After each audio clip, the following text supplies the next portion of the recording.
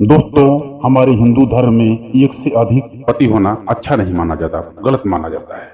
फिर भी आज से हजारों साल पहले महाभारत काल में द्रौपदी ने 5 पतियों से शादी की।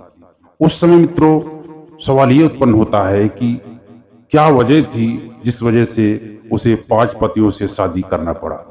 द्रौपदी से जुड़ा हर सवाल हम आपका जवाब देंगे। दोस्तों, हमारी वीडियो में आप लोग एंड तक बने रहे।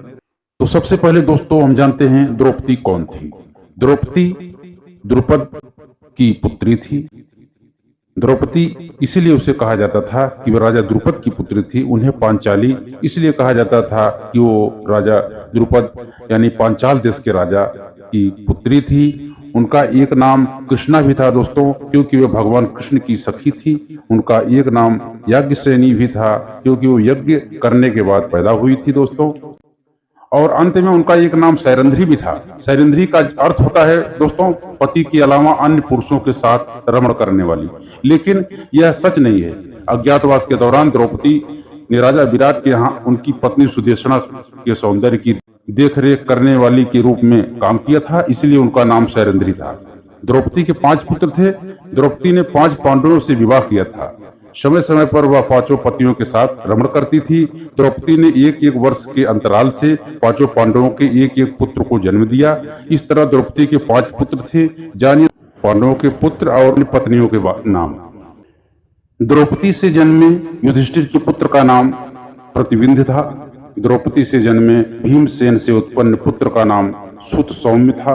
द्रौपदी से जन्मे अर्जुन के पुत्र का नाम श्रुतकर्मा था। द्रौपदी से जन्मे नकुल के पुत्र का नाम शतानिक था। और दोस्तों, द्रौपदी के अलावा भी 5 पांडवों ने और स्त्रियों से शादी की थी, जिनका नाम ये है। सुभद्रा उलूपी नाग कन्या थी दोस्तों। चित्रांगदा मणिपुर की राजकन्या थी, जिससे अर्जुन ने विवाह किया था। और भीम हिडिंबा वलंदरा ये 2 औरतों से विवाह किए थे। और नकुल करेणुमति, सहदेव, विजया और युधिष्ठिर देविका, ये सब अलग अलग स्त्रियां थी जिनको वो लोग अपनी द्रौपदी के अलावा ये 5 पांडवों की अलग अलग पत्नियां थी दोस्तों, जो हमने आपको बताया। तो दोस्तों, आप लोगों के मन में ये सवाल उत्पन्न हो रहा होगा कि आखिर द्रौपदी ने क्यों 5 शादी की, क्या वजह थी जिससे वो शादी उसे करना पड़ा। तो दोस्तों, बात कुछ इस तरह है। एक बार राजा द्रुपद पांडवों से पराजित होने के कारण परेशान थे। जब वे द्रोणाचार्य के कारण युद्ध में उनकी हार हुई, उन्हें एक पल भी चैन नहीं पड़ रहा था मित्रों। एक आश्रम से वे दूसरे आश्रम में भटकते रहे, उन्हें कहीं चैन नहीं पड़ रहा था। उन्हें एक पुत्र की प्राप्ति हो जाए जो द्रोणाचार्य का वध करे, ऐसी कामना से वो भटक रहे थे। ऐसे ही वे एक बार कलमसी नामक नगर में पहुंचे। उस नगर में ब्रह्मचर्य का पालन करने वाले स्नातक ब्राह्मण रहते थे। वहीं याज और अयाज ब्राह्मण मिले, जो राजा द्रुपद के यहाँ पुत्र प्राप्ति के लिए हवन करवाए। उस अग्निकुंड से एक दिव्य कुमार प्रकट हुआ मित्रों, जिसका नाम धृष्टद्युम्न रखा गया, क्योंकि वह पैदा होते ही अट्टहास करके गर्जना किया और इधर उधर देखा। और वह जब पैदा हुआ तो कवच कुंडल के साथ में पैदा हुआ था।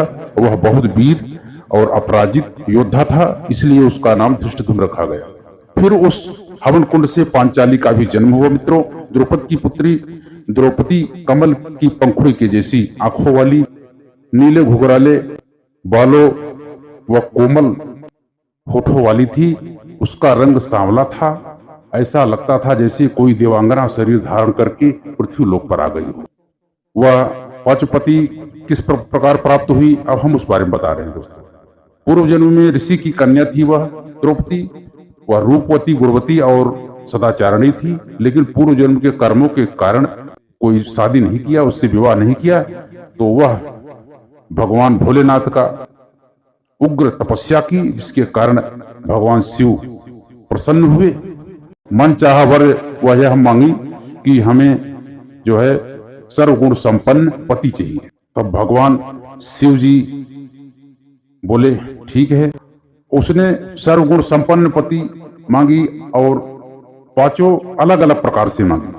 जैसे उसके जैसा कोई न्याय करने वाला नहीं हो, धर्मराज न हो, उसके जैसा बलवान नहीं हो, उसके जैसा रूपवान नहीं हो, कई प्रकार से वो मांगी, तो दोस्तों एक गुण तो सब में होता नहीं, तो इसलिए भगवान भोलेनाथ ने उसको आशीर्वाद दिया कि जाओ तुम्हें 5 पति प्राप्त होंगे। तो वो बोली प्रभु हमें तो एक ही चाहिए, परंतु भगवान बोले कि तुमने बहुत चालाकी से 5 बार हमसे वर मांग लिया 5 प्रकार के, तो इस प्रकार से तुम्हें अब 5 पति प्राप्त हो गए ही। तो दोस्तों जो आप लोग नए हो चैनल में सब्सक्राइब कर लें और हमारे बेल आइकन को प्रेस कर दें। दोस्तों इस प्रकार से द्रौपदी के जो है 5 पांडवों से शादी हुई। तो अब समस्या ये उत्पन्न हो गई कि वो अपने पति धर्म कैसे निभाएंगे। नारद जी आए, बोले आप लोग कुछ नियम बना लो। युधिष्ठिर बोले हमारे बीच अभी ऐसा कोई कारण नहीं बना जिससे हम भाइयों में विवाद हुआ हो, फिर भी आपका मान रखते हुए हम जो है एक नियम बना लेते हैं।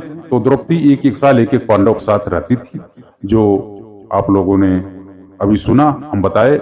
तो उनसे एक पुत्र सब से प्राप्त हुए और आगे चल के ये महाभारत युद्ध में सब भाग लिए। अंत में अश्वत्थामा इन लोगों का गला काटा था, और यही पुत्र दोस्तों जिनको हम बताए। और उनके 5 पांडवों से शादी होने का क्या कारण था दोस्तों, इस बारे में भी हम चर्चा कर लेते हैं। दोस्तों बात ऐसी है कि वो वनवास काल के दौरान वो एक कुम्हार के यहाँ ठहरे हुए थे। तो वहां पे वो भी जो कुछ मांग के लाते थे, तो माँ बोलती थी कुंती कि आपस में बांट लो। तो वो लोग कहीं से सुने कि स्वयंवर द्रौपदी का, तो वो लोग वहां पहुंचे और मछली का आंखों का लक्ष्य भेदन करके स्वयंवर जीत करके शादी करके आए। तब बोले देखो माँ हम तुम्हारे लिए क्या लाए हैं। तो माँ कुंती खाना बना रही थी, वो बिना देखे बोल दी कि आपस में 5 भाई बांट लो। अब कोई वस्तु तो थी नहीं बांटने वाली थी दोस्तों। इस वजह से बाद में जब देखी तो द्रौपदी तो बोली हमारे मुंह से क्या निकल गया, परंतु भगवान कृष्ण ने समझाए कि ये सब होनी था। और विराट को भी पता लगा तो उनको भी थोड़ा चिंता हुई, परंतु जब सब मैटर समझ गए वो ये वरदान था भोलेनाथ का, इसकी वजह से सब हुआ, तो कोई बात नहीं। अब वो लोग सुखी संपन्न जीवन जीने लगे। ये रही दोस्तों द्रौपदी के 5 पति का होने का ये राज। और इस प्रकार से द्रौपदी 5 पतियों के साथ बड़े खुश और बहुत आनंद से जीवन व्यतीत करती थी। तो आप लोग चैनल में जो हमारे नए हो दोस्तों, आप लोग सब्सक्राइब करके बेल आइकन प्रेस कर देना दोस्तों। ऐसी ही ज्ञानवर्धक और प्रेरणादायी वीडियो देखने के लिए, हमारे शास्त्र पुराण की ज्ञान प्राप्त करने के लिए हमारे चैनल से आप लोग जुड़े रहें। आप लोग हमारे चैनल में आए और पूरा मन से पूरा वीडियो देखिए, इसके लिए बहुत बहुत धन्यवाद आप लोगों का। मिलते हैं अगले वीडियो में। आप लोग तब तक खुश रहो, मस्त रहो, आनंद में रहे। जय श्री कृष्ण मित्रों।